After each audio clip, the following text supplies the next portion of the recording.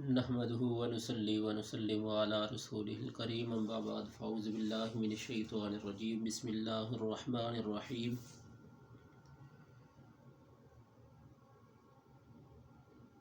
حضرت مالک بن دینار رحمۃ اللہ علیہ ایک مرتبہ بصرہ کی گلیوں میں جا رہے تھے۔ راستے میں ایک باندی ایسے جاؤ جلال خوشم و خدام کے ساتھ جا رہی تھی جیسا کہ بادشاہوں کی باندیاں جا رہی ہوں۔ حضرت مالک نے اسے آواز دے کر فرمایا، اے باندی، تجھے تیرے مالک فروخت کرتا ہے یا نہیں؟ آپ نے اسے آواز دے کر پوچھا، اے باندی، تجھے تیرا مالک فروخت کرے گا یا نہیں؟ وہ باندی اس فقرے کو سن کر حیران رہ گئی اور کہنے لگی، کیا کہا؟ پھر کہا۔ انہوں نے پھر وہی جملے دہرائے، اگر وہ فروخت بھی کرے۔ باندی اس نے کہا، اگر میرا مالک مجھے فروخت بھی کرے تو تجھ میں اتنی ہمت، تجھ میں اتنی استطاعت، تجھ میں اتنی طاقت نہیں کہ تو مجھے خرید سکے۔ وہ باندی اس طرح حضرت مالک بن دینار کو کہنے لگی، تجھ جیسا فقیر مجھے کیسے خرید سکتا ہے؟ فرمانے لگے، ہاں، اور تجھ سے بہتر کو خرید سکتا ہوں۔ آپ نے فرمایا، تجھ سے بھی بہتر کو میں خرید سکتا ہوں۔ وہ بات سن کر باندی ہنس پڑی اور اپنے خدام کو حکم دیا کہ اس فقیر کو پکڑ کر ہمارے ساتھ لے چلو۔ خدام نے پکڑ کر ساتھ لیا۔ وہ حضرت مالک بن دینار کو اپنے ساتھ لے کر چلے گئے۔ جب گھر واپس پہنچی تو اس نے اپنے آقا سے یہ قصہ سنایا۔ وہ بھی سن کر بہت ہنسا اور ان کو اپنے سامنے لانے کا حکم دیا۔ جب یہ سامنے پیش کیے گئے تو اس آقا کے دل پر ایک ہیبت طاری ہو گئی۔ اس نے حضرت مالک بن دینار کو دیکھا۔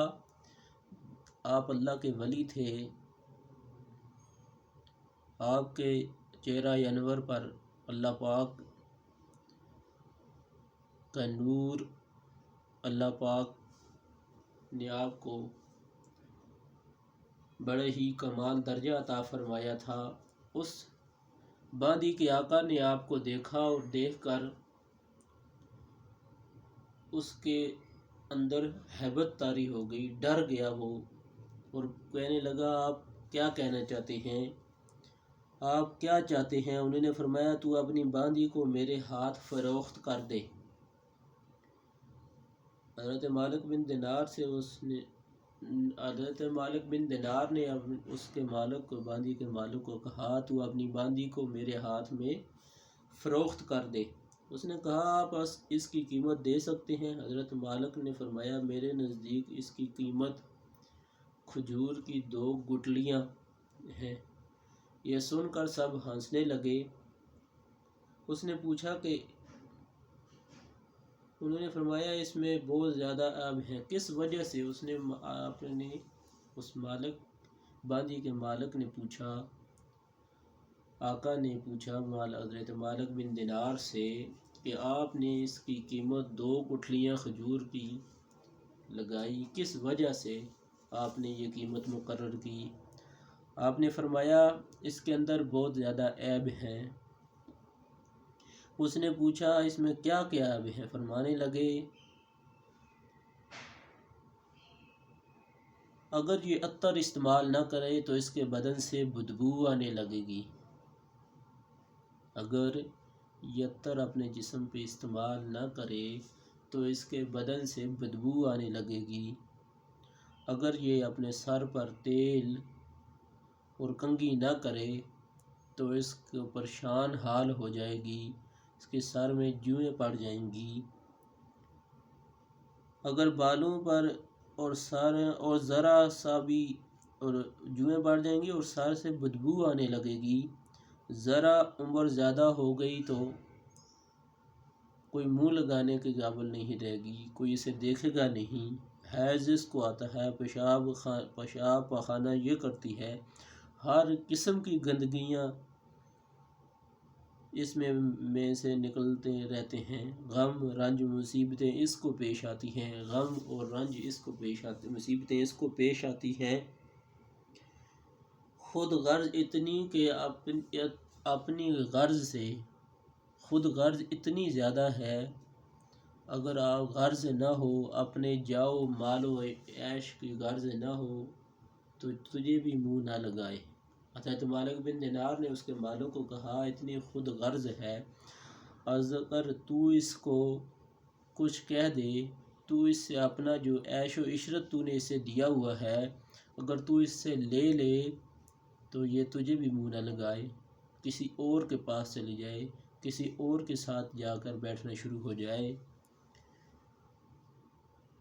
انتہائی بے وقوف کوئی قول و قرار پورا نہ کرے، اس کی ساری محبت جھوٹی ہے، کل کو تیرے بعد کسی دوسرے کے پہلو میں جا کر بیٹھے گی تو اس سے بھی ایسی محبت کرے کہ دعویٰ کرنے لگے گی، میرے پاس اس سے 1000 درجہ بہتر باندی ہے جو اس سے نہایت کم قیمت ہے، وہ کافور کے جوہر سے بنی ہوئی ہے، مشک اور زعفران کی ملاوٹ سے پیدا کی گئی ہے، اس پر موتی اور نور لپٹایا گیا ہے، اگر کھارے پانی میں اس کا آب لعدن ڈال دیا جائے تو وہ میٹھا ہو جائے، اور اگر مردے سے بات کرے تو مردہ زندہ ہو جائے۔ حضرت مالک بن دینار اس باندی کے آقا کو فرمانے لگے میرے پاس اس سے بھی، یہ جو تیری باندی ہے اس سے بھی زیادہ حسین و جمیل، زیادہ خوبصورت باندی موجود ہے جس کی قیمت اس سے بھی کم ہے، جو میں نے تجھے اس کی قیمت بتائی اس سے بھی کم قیمت پر وہ میں تجھے دے سکتا ہوں۔ اس کے اندر آپ نے خوبیاں بیان کرنا شروع کی، آپ نے فرمانے لگے اس کو جو چیز سے بنایا گیا ہے وہ کافور کے جوہر سے بنی ہوئی ہے، مشک اور زعفران کی ملاوٹ سے پیدا کی گئی ہے، اس پر موتی اور نور لپٹایا گیا ہے، اگر اس کے کیا کمال ہے، اگر وہ کھارے پانی کے اندر آب دہن ڈال دے اپنا تو کھارا پانی میٹھا ہو جائے، اگر وہ کسی مردے سے بات کرے، کیا خوبی ہے اس کی، اگر وہ کسی مردے سے بات کرے تو وہ مردہ زندہ ہو جائے، اگر وہ اپنی کلائی سورج کے سامنے لے آئے، اگر وہ اپنی کلائی آفتاب کے سامنے، آفتاب سورج کو کہتے ہیں، سامنے لے آئے تو سورج کی روشنی دھیمی پڑ جائے، اگر وہ اندھیرے میں آ جائے تو سارا گھر روشن ہو جائے۔ اس کی ایک اور خوبی یہ بھی ہے، اگر وہ اندھیرے میں آ جائے تو اس کی روشنی سے سارا گھر چمک جائے، جگمگا اٹھے، اگر وہ دنیا میں اپنے زیب و زینت کے ساتھ آ جائے تو سارا جہاں معطر ہو جائے، چمک جائے۔ اس باندی نے مشک و زعفران کے باغوں میں پرورش پائی، یاقوت اور مرجان کی ٹہنیوں میں کھیلی، ہر طرح کی نعمتوں کے خیموں میں اس کا محل سرائے ہے، تسنیم جو جنت کے نہروں میں سے ایک نہر ہے اس کا پانی پیتی ہے، کبھی وہ وعدہ خلافی نہیں کرتی، اپنی محبت کو نہیں بدلتی، اب تم ہی بتاؤ کہ قیمت خرچ کرنے کے اعتبار سے کون سی باندی زیادہ موزوں ہے؟ سب نے کہا وہی باندی جس کی آپ نے خبر دی۔ آپ نے فرمایا اس کی باندی کی قیمت ہر وقت ہر زمانے میں، اس باندی کی قیمت ہر وقت ہر زمانے میں ہر جگہ ہر شخص کے پاس موجود ہے، اس باندی کی قیمت اتنی ہے کہ غریب سے غریب تر شخص کے پاس بھی اس کی قیمت موجود ہے، امیر تو امیر، غریب جو ایک وقت کا کھانا جس کو میسر نہیں ہوتا، اگر وہ چاہے تو اس باندی کو وہ بھی خرید سکتا ہے۔ سب حیران رہ گئے کہ اتنی خوبیوں والی باندی، اتنی جاہ و جلال والی باندی، اتنی ہیبت والی، اتنی خوبصورت، اگر اپنا آب دہن کھارے پانی میں ڈالے تو وہ میٹھا ہو جائے، اپنی کلائی کو سورج کے سامنے رکھ دے، سورج کی روشنی ختم ہو جائے، اگر وہ کسی مردے سے بات کر لے تو وہ مردہ اٹھ جائے، زندہ ہو جائے، ایسی خوبیوں والی باندی ہو، اور اس کی قیمت اتنی کم قیمت کہ ہر ایک بندے کے پاس موجود ہو، اگر وہ کیا چیز ہے، اس کی قیمت کیا ہے؟ حضرت مالک بن دینار رحمۃ اللہ علیہ فرماتے ہیں ہر شخص کے پاس اس کی قیمت موجود ہے۔ لوگوں نے پوچھا کہ اس کی قیمت کیا ہے؟ آپ نے فرمایا اتنی بڑی قیمت نہیں ہے، اور اہم اور عالی شان چیز کے خریدنے کے لیے بہت ہی معمولی قیمت ادا کرنی پڑتی ہے، اور وہ یہ ہے کہ رات کا تھوڑا سا وقت، اپنی رات کو جب آپ سوتے ہیں، رات کو تھوڑا سا وقت نکال کر اللہ کے حضور 2 رکعت نماز تہجد پڑھ لیا کرو، اور جب تم کھانا کھانے بیٹھو تو کسی غریب کو اپنے ساتھ بٹھا لو، اس کسی محتاج کو یاد کر لو، اللہ جل شانہ کی رضا کو اپنی خواہش پر غالب کر دو۔ یہ کام آپ نے بتائے۔ حضرت مالک بن دینار فرمانے لگے اتنی عظیم الشان باندی، اتنی عظیم الشان اور اتنی خوبیوں والی باندی کی قیمت صرف اور صرف اتنی ہے کہ اپنا رات کے وقت اپنا تھوڑا سا فارغ ٹائم نکال کر اللہ کے حضور سجدہ ریز ہو کر 2 نفل تہجد کے پڑھ لیے جائیں۔ جب تم کھانا کھانے کے لیے بیٹھو، کسی غریب محتاج کو بھی اپنے ساتھ بٹھا لو، اسے بھی کھانا کھلا لو، اور تیسرے نمبر پہ فرمایا اللہ رب العزت ہی اپنی خواہشات کو، اپنی رضا کو، اپنی جو تم نے دنیا کے اندر خواہشیں رکھی ہوئی ہیں ان کو اپنے رب کی رضا کی خاطر، اپنے رب کے حکم پر غالب نہ آنے دو۔ جو رب کا حکم ہے اپنی خواہشات کو اس کے پس پس نکال دو، رب کے حکم کو اپنی خواہشات کے اوپر غالب کر لو، بس یہ کام کرو، اللہ رب العزت یہ عیش و عشرت، یہ باندی، یہ خوبصورت باندی آپ کو عطا فرمائے گا۔ آپ نے فرمایا راستے میں کوئی تکلیف دینے والی چیز، کانٹا، اینٹ وغیرہ پڑی ہو اس کو ہٹا دو، دنیا کی زندگی کو معمولی اخراجات کے ساتھ پورا کر دو۔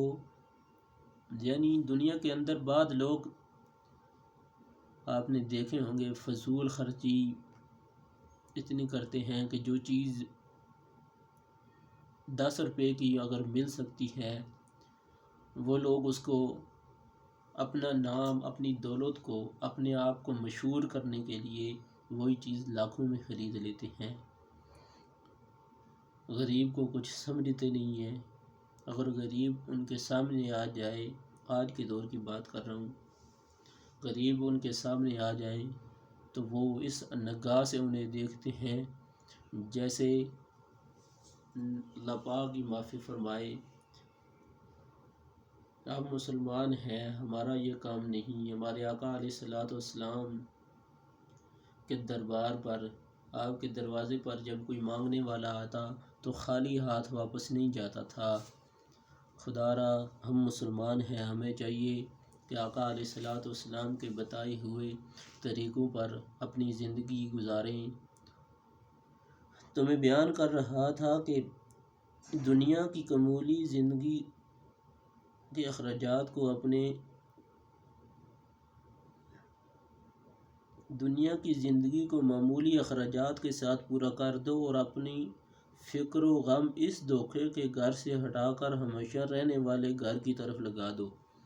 یعنی اگر دنیا کے جو اخراجات ہیں آپ کے، ان کو معمولی کر دو، کم کر دو۔ جہاں آپ مثال کے طور پر آپ ایک دن کے اندر اگر کھانے کی بات کریں، ایک ٹائم پر آپ 2 روٹیاں کھاتے ہیں تو آپ کو 1 کر دیں۔ اپنے آپ کو زیادہ تر اللہ کی عبادت کی سپرد کر دیں، اللہ کے حضور پیش کر دیں۔ دنیا ایک دھوکہ ہے، یہ بات تو پکی ہے۔ آپ اگر ایک بندہ ہے نا، وہ کسی جگہ ₹1,00,000 تنخواہ لیتا ہے نا، تو وہ اگر اپنے گھر کا خرچہ چلا رہا ہے، آرام سکون سے چل رہا ہے، 2 مہینے بعد 4 مہینے بعد اس کا مالک اس کی تنخواہ میں 50,000 اضافہ کر دیتا ہے۔ اب اس کی 1,00,000 سے 1,50,000 تنخواہ ہوئی، لیکن جب ₹1,00,000 تنخواہ تھی تو اس کا گھر کا خرچہ چل رہا تھا۔ جب 1,50,000 ہوئی تو اب اس کی زیادہ پریشانیاں ہو گئی۔ اب اس کے اوپر زیادہ چیزیں وہی ہیں، وہ بات نہیں ہے، وہی جو 1,00,000 کی تنخواہ میں وہ چیزیں لے کے آتا تھا، گھر میں وہی اخراجات، وہی بجلی کا بل، گیس کا بل، پانی کا بل، گھر کے اخراجات، بچوں کی پڑھائی، جو بھی سسٹم تھا وہی چیزیں چل رہی ہیں، لیکن سمجھ اس کو یہ نہیں آ رہی، معاملات اس کو یہ سمجھ نہیں آتے۔ 1,00,000 کے اندر بھی میں اپنے مہینہ کا خرچہ چلا رہا تھا، جب 1,00,000 سے 1,50,000 ہوئی تو اب وہی خرچہ 1,50,000 تک پہنچ رہا ہے، سمجھ سے باہر ہے۔ یہی بات ہے، دنیا ایک دھوکے کا گھر ہے۔ خدا را دنیا کے اندر اپنے آپ کو مشغول نہ کریں، زندگی ایک دھوکے کا گھر ہے، یہ یاد رکھنی۔ آخر میں بے فکر اور اعزاز اکرام کے ساتھ پہنچو گے اور جنت۔ ان چیزوں پر اہتمام کرنے سے تم دنیا میں عزت کی زندگی گزارو گے، یعنی اللہ رب العزت کی، اللہ تعالیٰ نے قرآن پاک میں 27 پارے میں فرمایا وَمَا خَلَقْتُ الْجِنَّ وَالْإِنسَ إِلَّا لِيَعْبُدُونِ، میں نے جنوں اور انسانوں کو فقط اپنی عبادت کے لیے پیدا کیا۔ ہم انسان پتہ نہیں ہمیں کیا چیز کھا چکی، کس وجہ سے ہم پیچھے ہٹ گئے، ہماری سمجھ سے بالا تر ہے، آخر ہمیں کیا چیز مار کھا گئی۔ اللہ رب العزت قرآن پاک میں فرما رہا ہے میں نے جنوں اور انسانوں کو فقط اپنی عبادت کے لیے پیدا کیا ہے، اور ہم پڑے ہیں کہ دنیا کے اندر پڑے ہوئے ہیں، ہم کہہ رہے ہیں اگر رات صبح کا کھانا کھایا دن کا کیا ہوگا، دن کو کھا لیا رات کے بارے میں سوچتے ہیں۔ خدا کے بندو، رب نے فرمایا کہ رزق، انسان کا جو رزق ہے وہ رب نے اپنے ذمہ لیا ہوا ہے، وہ اپنے بندے کو بھوکا نہیں رہنے دیتا۔ تو تم تو اپنے اللہ کے حضور ایک بار عبادت تو کر کے دیکھو، اس کے سامنے سجدہ ریز تو ہو کر دیکھو، وہ مالک کتنا کریم ہے، وہ کتنا غفور و رحیم ہے، وہ ذات بڑی کریم ہے۔ خدا را دنیا کی محبت اپنے دلوں سے نکال لو، فقط اپنے رب کی عبادت کی طرف آ جاؤ۔ وہ دنیا تم ایک بار آؤ تو صحیح، وہ بارہا ہر رات کو بعد حدیث شریف کا مفہوم ہے کہ اللہ رب العزت رات کے پچھلے حصے آسمانی دنیا میں سے پہلے آسمان پر تشریف فرماتے ہیں۔ حدیث شریف کا مفہوم ہے اللہ تعالیٰ حکم دیتا ہے اور پکارتا ہے کوئی بندہ جو مجھ سے مانگے میں اسے عطا کروں، لیکن ہم ہیں غفلت کی نیند میں سو رہے ہوتے ہیں، ہمیں تو ہوش بھی نہیں ہوتا۔ اللہ رب العزت نے ہمارے اوپر 5 نمازیں فرض کی ہیں، آپ بھی جانتے ہیں اور میں بھی جانتا ہوں۔ میرے پاک نبی علیہ الصلوۃ والسلام معراج کی رات آقا علیہ الصلوۃ والسلام جب معراج کی رات اللہ رب العزت کے حضور پیش ہوئے، اللہ رب العزت نے آپ کو تحفے میں 50 نمازیں عطا فرمائی تھی، لیکن پاک نبی علیہ الصلوۃ والسلام جب راستے میں آئے تو موسیٰ علیہ السلام کے کہنے پر کہ موسیٰ علیہ السلام نے آپ کو عرض کی یا رسول اللہ، یہ اللہ کے نبی آپ کی امت یہ نمازیں ادا نہیں کر سکتی، 50 نمازوں کا تحفہ دیا تھا اللہ نے، لیکن موسیٰ علیہ السلام کے اصرار پر آپ بارہا اللہ کے حضور پیش ہوئے، بار بار گئے، پھر کم ہوئی، بعد نے کہا کہ ایک باری میں 10 کم ہوئی، بعد نے کہا کہ 5 کر کے آخر میں 5 نمازیں رہ گئی۔ اللہ رب العزت نے یہ 5 نمازیں جب اللہ رب العزت کے حضور سے یہ 5 لے کر آپ آ رہے تھے تو موسیٰ علیہ السلام نے پھر فرمایا، عرض کی یا رسول اللہ، اے اللہ کے نبی،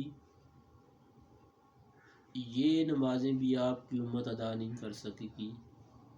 تو میں نے آقا علیہ السلام نے فرمایا تھا موسیٰ اب مجھے اللہ کے حضور پیش ہونے سے حیا آتی ہے۔ آج اس وقت اللہ کے حبیب ہمارے آقا علیہ الصلوۃ والسلام کو اس وقت حیا آتی تھی کہ میں اب نہیں پیش ہو سکتا، آیا کیا ہمیں شرم نہیں آتی؟ ہم صبح بھی سو رہے ہوتے ہیں، دن کو زور کی نماز ہم کاموں میں نکال دیتے ہیں، عصر کی نماز ہماری سفر میں گزر جاتی ہے، مغرب کی ہماری کھانے میں گزر جاتی ہے، عشاء ہماری تھکاوٹ ہوتی ہے کہ پوچھنے والے سے پوچھا جائے تو نماز کیوں نہیں پڑھی، کہتے ہیں دن کو بہت کام کیا، بہت زیادہ تھکا ہوا ہوں، نیند آ رہی ہے، سو جاتے ہیں، غفلت کی نیند میں ہم سوئے رہتے ہیں، آیا کیا کریں؟ اللہ رب العزت قرآن میں فرماتا ہے کہ میں نے بندے کو اپنی عبادت کے لیے پیدا کیا، اور یہ بندہ کس طرف چلا گیا، یہ بندہ کس دنیا کے اندر چلا گیا۔ اس باندی کے آقا، میں بات ختم کرتا ہوں، وقت بہت کم ہے۔ اس باندی کے آقا نے باندی سے خطاب کر کے پوچھا، آیا یا شیخ سچ کہتے ہیں؟ تو باندی نے کہا، ہاں بالکل یہ سچ کہتے ہیں۔ شیخ نے بڑی نصیحت اور خیر خواہی اور بھلائی کی باتیں بتائی۔ آقا نے کہا، اچھا تو اب آزاد ہے، تو اتنا سامان میرے سے لے، تیری نظر، اور اپنے تمام غلاموں کو آزاد کیا، کہا تم بھی سب آزاد ہو، اور میرے مال میں سے اتنا مال تمہارے نظر ہے، اور میرا یہ گھر اور جو کچھ مال اس میں ہے سب اللہ کی راہ میں صدقہ ہے۔ اور گھر کے دروازے پر ایک موٹا سا کپڑا لپٹا ہوا تھا، وہ اتار کر اپنے بدن پر لپٹا، اور اپنا سارا لباس اتار کر صدقہ کر دیا۔ اس باندی نے کہا، میرے آقا، تمہارے بعد میرے لیے بھی یہ زندگی اب خوشگوار نہیں ہے۔ اور اس نے بھی ایک موٹا سا کپڑا پہن کر اپنا سارا زیب و زینت کا لباس اور سارا مال و متاع صدقہ کر کے آقا کے ساتھ ہو لی۔ حضرت مالک بن دینار ان کو دعائیں دیتے ہوئے ان سے رخصت ہو گئے، اور دونوں اس سارے عیش و عشرت کو طلاق دے کر اللہ کی عبادت میں مشغول ہو گئے۔ اسی حالت میں ان کو انتقال ہو گیا۔ اللہ نے ان دونوں کی قسمت کو، ہم آج کل زیادہ بولتے ہیں کہ اللہ کے ولی کچھ بھی نہیں ہے، ایک فرقہ ہے جو بہت زیادہ اللہ کے ولیوں کے بارے میں بکواس کرتا ہے، لیکن اللہ کے ولی، اللہ تعالیٰ نے جس کو معرفت عطا کی ہوتی ہے، اگر وہ کہہ دینا کسی چیز کے بارے میں بات کر دے تو میرا مالک اسے رد نہیں کرتا، وہ اپنے بندے کی آواز کو لازمی اپنے بندے کے سوال کو لازمی پورا کرتا ہے۔ خدا را اولیاء کرام سے دشمنی نہیں کرنی، اولیاء کرام کا ادب و احترام کرنا ہے، ان کے بتائے، ان کے نقش قدم پہ چل کے، وہ نقش قدم ان کا نہیں، وہ فقط اللہ اور اس کے رسول کے بتائے ہوئے طریقوں پر عمل کرتے ہیں اور کراتے ہیں۔ ایک اور جوان تھا حضرت جعفر، یہ حضرت مالک بن دینار کے خلیفہ تھے، مرید تھے۔ جعفر بن سلمان کہتے ہیں کہ حضرت مالک بن دینار کے ساتھ ایک دفعہ بصرہ میں چل رہا تھا کہ ایک عالیشان محل تعمیر ہو رہا تھا۔ حضرت مالک بن دینار نے دیکھا کہ ایک نوجوان جو مزدور وہاں پہ کام کر رہے تھے انہیں بتا رہا ہے کہ یہ اس جگہ پہ یہ چیز ہوگی، اس جگہ یہ کرنا ہے، اس جگہ یہ کرنا ہے، ان کو ترتیب سے بتا رہا تھا ان مزدوروں کو کہ میرا مکان ہے، جو اپنے مکان کے بارے میں بتا رہا تھا، اس کے اندر یہ خوبی ڈالنی ہے۔ حضرت مالک بن دینار نے اس نوجوان کو دیکھا اور فرمانے لگے کہ اتنا خوبصورت و حسین جوان ہے اور دنیا کی عیش و عشرت میں پڑ گیا، اس عالی شان مکان کو تیار کر رہا ہے، اپنی زندگی کو خراب کر رہا ہے، کاش یہ اللہ تعالیٰ، میں تو اللہ کے حضور دعا کرتا ہوں اللہ اسے اپنے نیک بندوں میں شامل کر دے۔ حضرت مالک بن دینار نے جعفر کو کہا، جعفر چلو اس نوجوان کے پاس چلتے ہیں۔ حضرت جعفر فرمانے لگے چلیں۔ حضرت مالک بن دینار اس نوجوان کے پاس گئے اور جا کر اس نوجوان کو سلام کیا۔ سلام کے بعد اس نوجوان نے وقتی تو پہچانا نہیں، ویسے تو جانتا تھا لیکن کام میں مشغول تھا، پہچانا نہیں۔ تھوڑی دیر بعد جب یاد آیا تو کھڑا ہو گیا۔ پوچھا حضرت کس طرح آنا ہوا؟ آپ نے پوچھا۔ حضرت مالک بن دینار نے اس نوجوان سے پوچھا بتا اس مکان پر تو اپنے کتنی دولت خرچ کر رہا ہے اس کو مزین کرنے کے لیے؟ اس نے کہا 1,00,000 دینار خرچ کر رہا ہوں۔ حضرت مالک بن دینار نے اسے فرمایا اگر تو 1,00,000 دینار مجھے دے دے اور میں تجھے ایک ایسا محل دوں جو 1,00,000 تو مجھے دے دے تو میں تمہارے جنت میں مکان کا ذمہ لیتا ہوں جو اس سے بدرجہ زیادہ بہتر ہے گا۔ اس میں خشم و خدام بہت زیادہ ہوں گے۔ اس میں خیمے اور قبے سرخ یاقوت کے ہوں گے جن پر موتی چڑھے ہوں گے۔ اس کی مٹی زعفران کی ہوگی۔ اس کا گارا مشک کا بنا ہوگا جس کی خوشبوئیں مہکتی ہوں گی۔ وہ کبھی نہ پرانا ہوگا نہ ٹوٹے گا۔ اس کو کسی معمار نے نہیں بنایا، کسی مزدور نے نہیں بنایا ہوگا، وہ حق تعالی شانوں کے حکم سے تیار ہو جائے گا۔ اس نوجوان نے کہا مجھے سوچنے کے لیے آج رات کا ٹائم دیں، میں کل آپ کو اس بارے میں بتاؤں گا۔ حضرت مالک بن دینار واپس چلے گئے۔ رات بھر اس کے نوجوان کے بارے میں فکر رہے۔ آدھی رات کو اس کے بارے میں اٹھے، اس کے لیے دعائیں کی، آرزو کی، اللہ کے حضور دعا کی کہ اللہ پاک اسے ہدایت نصیب فرما دے۔ صبح ہوئی، حضرت مالک بن دینار واپس اسی مکان پر گئے تو دیکھتے ہیں وہ نوجوان دروازے پر بیٹھا ہوا اسی میں آپ کا انتظار فرما رہا۔ آپ کو دیکھ کر بڑا خوش ہوا۔ اس نے حضرت مالک بن دینار فرمایا تمہاری کل کی بات میں کیا رائے ہے؟ اس نوجوان نے کہا کہ آپ اس چیز کو پورا کریں گے جس کا کل آپ نے مجھ سے وعدہ فرمایا تھا۔ اس نوجوان نے حضرت مالک بن دینار کو ان کا وعدہ بتایا تو حضرت مالک بن دینار نے کہا ہاں پورا کروں گا۔ تو حضرت اس نوجوان نے درہم کے توڑے سامنے لا کر رکھ دیے اور دولت دوات قلم لا کر رکھ دیا، اور حضرت مالک بن دینار نے جو کل اس خط میں اس کو جو فرمایا تھا کہ یہ چیز میں تجھے دوں گا دلاؤں گا وہ اس خط میں لکھ دی۔ جب حضرت مالک بن دینار وہ 1,00,000 درہم لے کر نکلے، حضرت جعفر فرماتے ہیں جب نکلے تو شام تک حضرت مالک کے پاس ان میں سے کوئی اتنا بھی نہ بچا کہ ہم کچھ کھانے کے لیے خرید سکتے۔ 40 دن کے اندر حضرت مالک کے پاس صبح کی نماز پڑھا کے فارغ ہوئے تو دیکھا ایک پرچہ منبر پر پڑا ہے۔ آپ نے اسے اٹھا کر دیکھا تو وہی پرچہ تھا جس کے اندر آپ نے اس نوجوان کو لکھ کر دیا تھا، وہی پرچہ تھا۔ اس کی بیک سائڈ پہ روشنائی کے ساتھ لکھا ہوا تھا کہ مالک جس مکان کا تم نے اس نوجوان سے ذمہ لیا تھا ہم نے اس کو پورا کر دیا اور اسے 70 گنا زیادہ بہتر بنا کے دیا۔ حضرت مالک بن دینار اس پرچے کو پڑھ کر متحیر اور حیران ہوئے، اور اس کے بعد اس نوجوان کے مکان پر گئے تو دیکھا اس کے مکان پر ایک نشان تھا، اس کو سو کی علامت کے طور پر لگایا جاتا تھا اس وقت، اور رونے کی آوازیں آ رہی تھی۔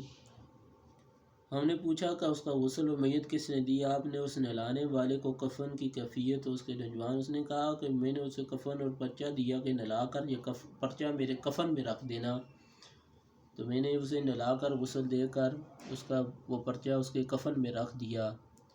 جب آپ نے حضرت مالک نے وہ پرچہ اپنے پاس سے نکال کر اس کو دکھایا، وہ کہنے لگا یہی وہ قسم سے اس ذات کی جس نے اس کو موت دی، یہ پرچہ اس نے خود اس کے کفن میں رکھا تھا۔